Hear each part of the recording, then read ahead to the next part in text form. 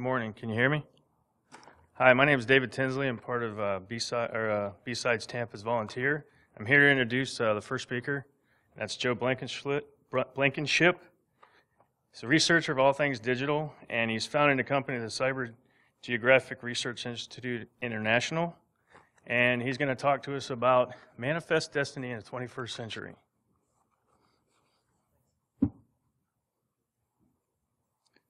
Hello everybody, can you hear me okay? I am a soft talker, so if I start speaking not so loud, tell me to speak up. You can yell at me, I'm perfectly fine with that. If you were at Bar Camp earlier this year, this is going to be roughly the same talk. I've been kind of in a legal battle with a Fortune 500 company recently, so I've been having to put my research on hold for like 5.5 months. So if any of you have done that, you know it's quite the process. So. But for those of you who haven't, it should be an interesting talk. I think it's an interesting topic. It kind of bridges both the quantitative, qualitative sciences, bridges soft science, hard science, but it helps provide insight to a lot of cybersecurity issues and a lot of things that occur inside cyberspace that you wouldn't necessarily think are connected. And like Dave said, I have a nonprofit, the Cyber Geography Research Institute International. Essentially just a forum to help facilitate and encourage cyberspace research.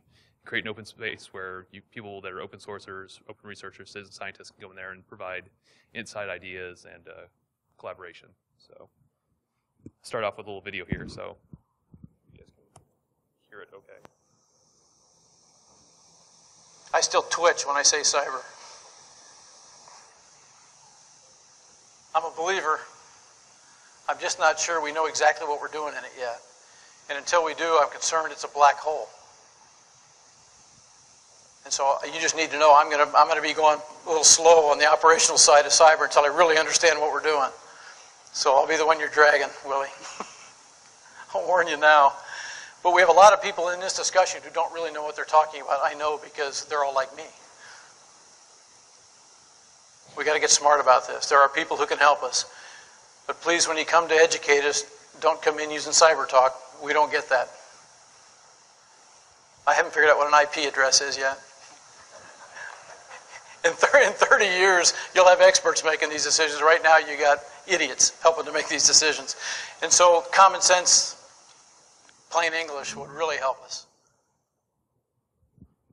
So it's quite telling. So for those of you who don't know who that is, that's General Walsh, who was Secretary of the Air Force back in September of 2012. So not too long ago, people with billion-dollar budgets were pretty much in the dark about a lot of things that were going on cyberspace. And of course, they're more worried about the cyber threat side of things.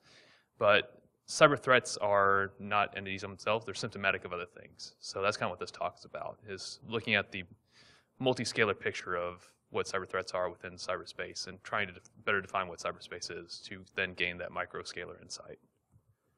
So the first part of that is trying to develop a metaphorical construct. Human beings have a very embodied way of understanding things. If you read George Lakoff or Dr. Johnson, they have a book called Metaphors to Live By and Philosophy in the Flesh, which essentially goes into how we construct reality and how we construct our understanding is an embodied process and a sociocultural process.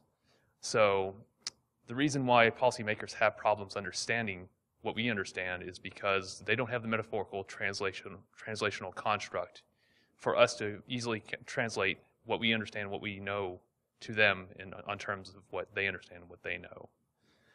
So this is kind of an attempt to answer that aspect of this as well as develop a science behind how to not only translate these things for policymakers and for laymen, but also to build the science of understanding what cyberspace is and can be and is what it's currently evolving as. So this is a great quote, and whether you're doing cybersecurity or you're just a hobbyist hacker or anything like that, it's a really good rule to know about cyberspace. Tobler, back in the 1800s, was a geographer who established a bunch of standards for understanding baseline of what geography can help you understand, one of which is understanding that everything is related, whether it's human, physical, cyber, doesn't matter. But things that are closer are more related than things that are distant. So the same thing applies inside cyberspace. Just a brief overview of what geography is. I'm a geographer, is one of my background trades. Geography is the study of space, place, scale, and time, and it's understanding how these things interact. They fall into two main categories, with a third being GIS, or geomatics, but physical geography and human geography are the two main fields. Physical geography studies kind of the physical world as it naturally occurs, the Earth as an oblate spheroid, and mountains, hill, valleys, stuff like that. It kind of borders with Earth sciences. Human geography studies how humans interact with that physical geography, or physical geographies. Everything from geopolitics to geoeconomics to human to machine interactions, those are all part of human geography. And what I'm arguing is that cyber geography kind of bridges both those, because cyberspace and cyber geography has its physical geography, has its human geography, but it doesn't obey the same laws of physics or the same laws that human and physical geographies do that we live in. Programs can be in more than one place at a time, just an example. But I would argue that cyber geography isn't just derivative of both human and physical geographies, it's actually its own field of study, and it should be developed as such. Because cyberspace, much like a universe, is always expanding, and it's expanding on different scales and by different reasons than our geographies expand and evolve on. So when we look at cyber geography, we should understand that the physical geography portion of it is finite, but it's always expanding, kind of like our universe. It's always expanding and fluctuating. However, it is also a human geography, but it's abstracted. We use computer code and programs to help understand, develop, and manipulate bits, bytes, and things that are constantly flowing through cyberspace on the orders of petabytes and much larger. So we develop these ways to interface with it. So it is human, it is physical, but it's very much a unique geography unto itself. The beautiful thing about cyberspace in general, and cyberspace being anything inside, not just computer networks or the internet or World Wide Web or anything like that, cyberspace is anything in between an input and output device that can be digitally transformed, like anything M2M, anything like that. Anything that can be absorbed digitally, which to include human beings, actually. I'll get into that. It really has no limits except those placed upon it. Any programmer who is savvy and creative can do things that are amazing inside the digital realms that are not nearly as possible. Plus, you're leveraging computers that have computational speeds that are far faster than a human brain. So really, you're limited by your imagination, and people are getting more imaginative by the day. That's both good and bad. So a lot of people here that are focused on cybersecurity, like I said, it's both good and bad. You have people that are being innovative and creative, but you also have people that are out there being very destructive with that same creativity. So it's a fine line, but it's one that actually has to happen. However, we'll get into the third part of the speech, which goes into the fact that the more limits you place inside cyberspace for both individual and group user bases, the more conflict between those bases you'll see. Mainly because we are really good at reconstructing what we do in our human geographies in other geographies like cyberspace. So those conflicts remanifest themselves. I'll just breeze over this really quick, kind of just to show you the evolution and stuff like that. So the Industrial Revolution took quite a bit of time to develop and execute over, given the technology we have. So digital technologies going from ARPANET back in '68 to MILNET and then to Usenet. The evolution of the infrastructure baseline beginnings of the internet took 14 years to evolve. That's a much more rapid pace than the Industrial Revolution, mainly because we found better and better ways of technologically fixing problems. The beautiful thing about this is that it completely erased friction of distance for a lot of communication means that previously took much longer to execute, which meant that collaboration, interaction between actors and groups could be shrunk to almost nothing, and that's globally. And today, it's even much more impressive. You're looking at extremely fast, maritime lines that connect to land routes, that connect as many people to the world that can actually afford to be connected to it, to the internet. And therefore, those humans and their brains become part of that cyberspace construct. So 7 billion and counting, that's all that is just processor speed waiting to be tapped into. So a friend gave me this. Shodan, a few months back, pinged every device they could find on the internet. And they thought it was a pretty good representation of what the physical geography of cyberspace could be. And I thought it was a pretty bad idea because it's really only showing you what you would expect. You know, developed countries that have internet connectivity and a ton of devices connected to it, showing peak usage, and those that don't have a lot of connectivity not showing a lot of usage. But that isn't a really good footprint. So I went ahead and I looked at World Bank data. And World Bank shows you a little bit more of what you would expect. You see developed countries with the most penetration to the internet, and then developing countries coming up, and then obviously the underdeveloped countries in Africa and other places having very limited access to cyberspace. So, you know, it's getting closer, but I didn't think they were very adequate representations of the physical geography of cyberspace. So I thought Cartogram would be a much better way of going about it. So here we see the size of the country being the count user base of people that have access to the internet. And then the color being the percentage of that total population with actual persistent penetration, persistent usage. So here, once again, you see what you would expect. So of the World Wide Web, the internet, that most people generally use, you see developed countries having the most access, developing countries with a growing access, and then you see underdeveloped countries like Africa, like those in Africa, almost non-existent. So it shows you better the gaps and the faults of connectivity and access to the internet. But it also gives you a better idea of what the potential physical geography of cyberspace could be. And not just digitally, but socioculturally, geoeconomically, and geopolitically. But then you think about other networks that aren't even counted as part of that census, part of that audit. You have tons of users in developing and underdeveloped countries that are on Tor and other intranets or intranets that aren't part of normal internet audits like what Shodan would perform. So you see a lot of countries in Africa with a significant signature that you wouldn't ordinarily think they would have on networks like Tor. So you start seeing that there are multiple worlds within cyberspace that you wouldn't necessarily think would exist, because most of us just think of, well, not most in here, but most people think of the cyberspace just being what is currently known as the internet or World Wide Web. They don't think of other networks or other digital spaces and places that people create for themselves to then port in and out of the bigger digital world. So it brings me to the second part of this, which is how do we better understand the physical and human geographies of cyberspace better? How do we understand how not just humans manifest themselves in digital spaces and places, but how humans create new places out of these spaces? So I thought, thinking of biological terms, thinking of ecologies, study of ecosystems and their interactions between organisms and their environments. So in cyberspace, this kind of points towards both humans and programs, because humans build programs as abstracted manifestations of our needs and wants inside these spaces. But these programs can take on lives of themselves. They can do things once we execute them without our nudging or anything like that. They'll go ahead and do their operations, and they'll grow. And now that we have machine learning algorithms, better developed NLP every day, these programs evolve. Not on the scale that we would think humans evolve, like moving towards singularity, but more of on the scale of organisms that we see in natural environments. A starfish or a deer or some other mammal that has a set function with the environment. They do certain things, and these things can be categorized and watched. Same thing with programs and the humans that are governing them or deploying them.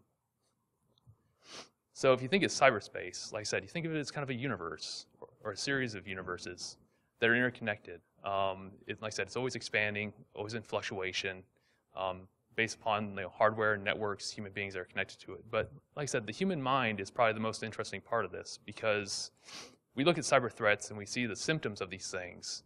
You'll see, people attacking firewalls, people attacking your networks, and we look at that as the whole of the attack. We're not looking at the pervasiveness of the human mind and the sociocultural and geopolitical reasons why these people do these things. So you look at the human mind, it's always pumping out and taking back in content, which is not only augmenting what's inside cyberspace, but augmenting cyberspace itself, because the human mind can contain 2.5 petabytes worth of memory, and you're also adding processor speed at the speed that the human can think and type in things to the keyboard or other devices. So every time a human mind connects via a smartphone or a computer, it's becoming part of cyberspace. and it's actually causing it to grow because the human mind promotes ideas, controls media, influences media, and also puts programs. And I have an asterisk by programs because programs, in my opinion, become entities within cyberspace itself, become part of the organic fabric of cyberspace. But what happens whenever we disconnect? Whenever humans disconnect, what happens inside cyberspace? Do programs cease to function? Do people, do things cease to exist? And they don't. Things actually still happen once you disconnect or once other people disconnect. So in trying to understand this, I was kind of thinking about the writings of Dr. Martin Dodge and Dr. Rob Kitchen, who wrote a book called Code Space, in which they explore how humans and code interact. It just was published in 2014, so it's a pretty good read, and I recommend it. But they suggested in the beginning how programs have kind of this organic taxonomy, similar to like Homo sapiens, something like that, so genus, family, stuff like that. So looking at programs in that aspect, we can scale that up and look at the macro scalar effects of that, which are how do these programs and humans fit inside ecosystems, and how those ecosystems build into bigger habitats where those ecosystems interact with each other, and how do these habitats grow over landscapes. So, and you're looking at how these things change and grow and shrink down depend on a few factors. How many humans are involved, how many programs are involved, how the humans are interacting with the programs, what data is involved between both of those. And you're also looking at the topologies upon which they're operating. You're looking at the physical topologies of their networks. You're also looking at the humans involved in manipulating the networks. So if you look at the universe and you look at this metaphor of building ecologies within this universe, you have worlds, you have landscapes, and you have essentially this, amazing metaphor by which to understand how cyberspace works and how threats manifest themselves in cyberspace, how humans interact with these things or go between landscapes and worlds, how programs and data transition between those, and how those things manipulate and either manifest a direct threat or maybe an indirect threat. So the third part now gets into how the human abstracted geographies of cyberspace manipulate and use the physical geographies to do certain things. And this is kind of the point in our history where both legislatively and on the individual level, how we're all working together to define where this particular concept is going. And I use manifest destiny as just kind of a way to metaphorically understand what I perceive is going on, which is, back in the 1800s, the U.S. had this idea that it was our innate right to expand coast to coast and to not only have control of the resources, but to have political, social, economic influences so that we could truly realize the greatness of our potential. The problem with this is obviously we displaced and killed a bunch of people, organisms that got in our way in order to expand railroad networks and stuff like that. So even though we became a really great nation and a huge geopolitical, geoeconomic power, it came at an extremely large cost. And it's this metaphorical construct that you kind of have to understand because we're doing now the same things inside cyberspace. Individuals and larger organizations, both capitalist organizations and state organizations, geopolitical states, are coming into conflict because both of them have an innate understanding of what they believe to be their inherent spaces. And we've already started creating our own places, and these things are coming into conflict. So when the internet first started coming out, you can start looking at the evolution of civilization metaphor as the way that we're now manifesting that inside cyberspace. So if you look at tribalism and apply that to cyberspace, look back in the day, tribes existed, very small groups of people that had one or two primary functions: hunting, gathering, migration, very basic functions, but they didn't last very long, but very limited functionality. However, as resources and technology became more available, these tribes were able to grow into consortiums, essentially chiefdoms. So tribes came together and were able to start doing agriculture, start doing that stuff. So the same thing applies in cyberspace. There are resources inside cyberspace like knowledge, information, different programmatics, different source code. All these things are kind of battled over and used. If it's not open source, it's black box. And if it's black box, then that becomes a resource for somebody inside human geographies and political geographies. And So if you look at these evolutions, you start seeing the potential for conflict. That's essentially what I'm getting at. So right now, I would argue that we're still kind of at the chiefdoms level. You have larger groups and individuals that are still floating in and out of each other, but you're starting to see conflict over resources. So in the future, I mean, is there potential for cyber kingdoms, cyber republics, these manifestations of very human geography, things like nation states and regional consortiums like the EU? Are these things possible to be manifested inside cyberspace? You could argue that they already are, but not to the extent of control and penetration that people and states currently have now inside human geographies. But my concern is that as we continue to define cyber geography, you also increase the risk of conflict within cyberspace. So it's a fine line between trying to explore and develop ideas and also trying to better define yourself within cyberspace by creating your own places. But as you do that, you'll come into more and more conflict as that becomes better defined, because other people will have a need for what you have, and they'll believe that it's theirs innately just because it's a shared space. So it's either maintain shared space and maintain openness and maintain sharing, or try and capitalize on certain things and then create conflict. So it's at this point inside cyberspace, our best defense currently is our own ignorance of what is actually going on, which isn't going to hold out for very much longer. So what does this all mean, essentially? What am I driving at? Or what my general idea is? Like I said, this is just ideas, so I'm more than open to criticism, so I actually like that. So right now, you can form this kind of dialectic. You have non-state actors and state actors. Non-state actors being individuals, small groups of programmers, or just people that just want to get online and look at the internet, look at the news, watch videos. And then you have state actors like, the United States, the EU, anybody that has any kind of, legislative purview over individuals within human geographies and physical geographies. Both these people have innate impressions of what space is inside cyberspace, not just within human geographies, but within cyberspace itself. So as both these groups start defining space, place, scale on their own terms within their own time scale or time frames, you'll start seeing growing conflict. So Anonymous obviously has a different sense of space, place, and time and scale than the United States government does. So because they have these differences and they don't have these understandings, they can't create a metaphor by which to communicate with each other over these conflicts, you'll see what's perceived as either cybercriminality or cyber warfare. But as of right now, we're just trying to fight over what we consider cyber territorialism, which is essentially saying, hey, within this entirety of cyberspace, we perceive these places as our own. And we've been working very long at this, and both parties will be saying the same thing and not coming to any conclusion. So when this occurs and people start conflicting over things and trying to get things that are perceived not belong to them, you have the potential for cyber warfare. And I don't believe we're at the point where cyber warfare truly exists. So if you just take away the cyber and think about warfare, we haven't have a situation currently like that, or at least that's very overt. Right now we have what I would consider a pervasive state of cybercriminality, even if it's not intentional.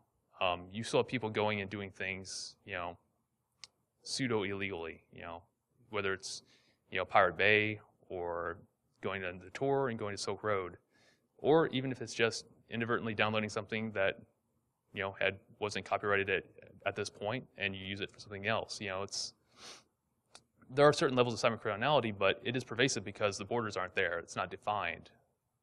So this is the state that I currently worry about, and what I'm trying to study through my organization is trying to figure out not just what cyber geography is, how do we find space, place, scale, and time, but how this all builds together and tries to understand and elaborate on the definitions so that we can kind of avoid cyber warfare and help avert cyber criminality.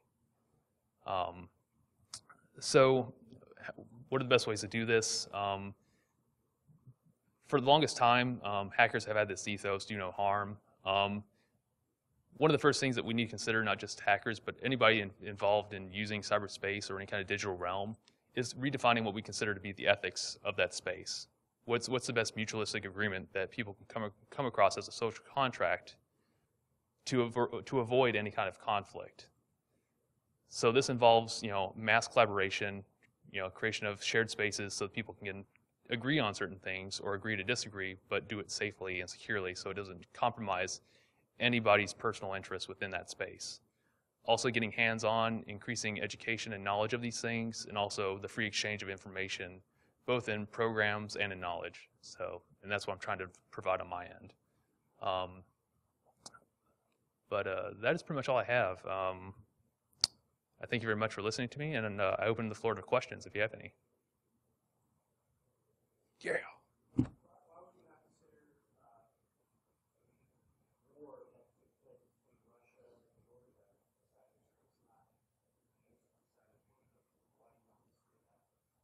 Oh, okay. So what?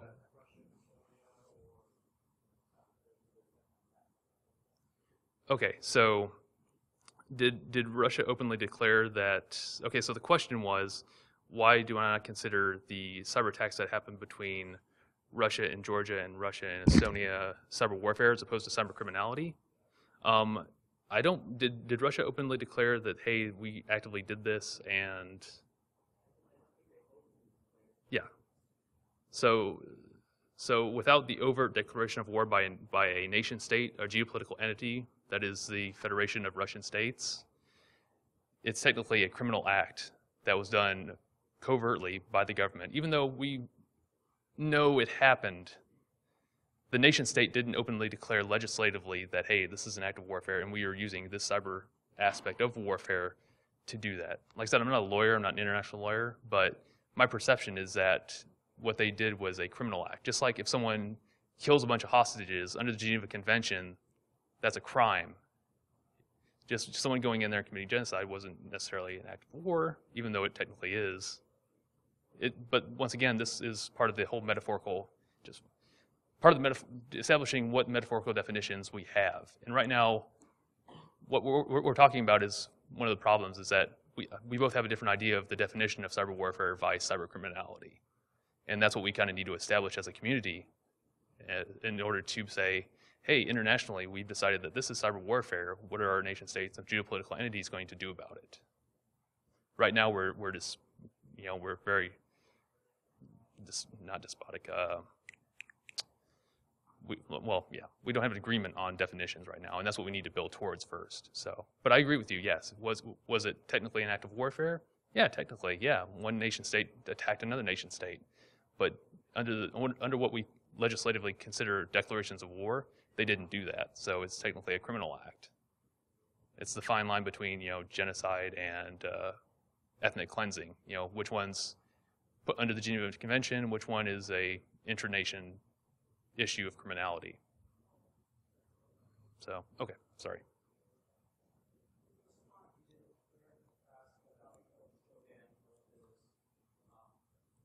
World Bank? Yes.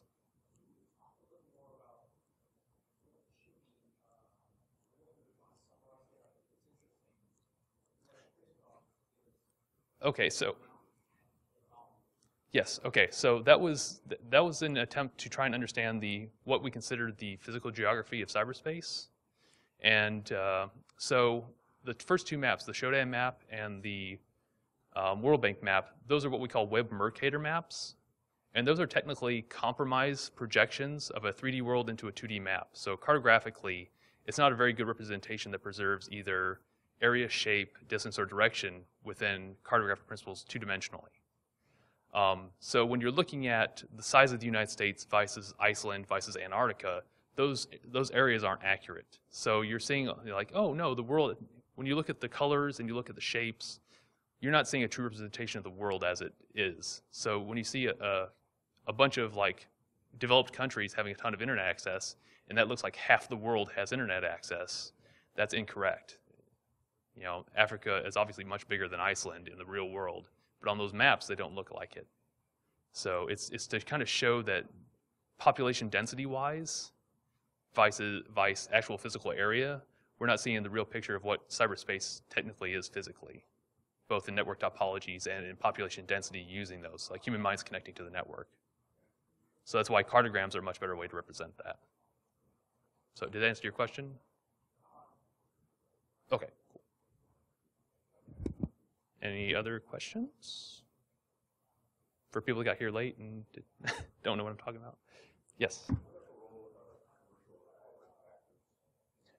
Very good question. And that was part of the, I kind of rolled them into the state actor category because, oh, sorry. He asked about what about the role of capitalist entities within defining cyberspace or as a cyberspace entity or actor? Well, that's a very good question, very complicated one, because different countries have different ideas of what a corporate or capitalist entity is. Like in the United States, we have Citizens United, so they're technically a U.S. citizen. But in Europe, they don't have that. In other countries, they definitely don't have that. But in Western and developed countries, you will see capitalist entities being a driver or a persuader of geopolitical entities or state entities. For obvious reasons. But you can also see that in more despotic regions. You know, countries, any country where rich people have influence, obviously rich people are going to have the corporations that are going to influence the political system because they place those people in those systems. So it's within, since the world is kind of globalized, you know, via, you know, if you want to go the neoliberal, you know, neoliberal globalization route, you know, whether you're a hyper-inflationist, hyper-globalist, or something like that, you do see capitalist entities as influencers. And are they direct actors? Of course. But they are defined entities that have an interest in creating, like, essentially siege warfare conditions. They have their little areas that they consider their own, their areas inside cyberspace that they consider their cyber place, just like state entities do. So what does that mean to the non-state actors? It puts them at odds with openness to either information or access or both. So does that answer your question, kind of, sort of? Okay. So, like I said, you can always email me here with your questions, and I will totally respond to you like as quick as possible. Any other questions, concerns, comments? Nothing? Okay, thank you very much.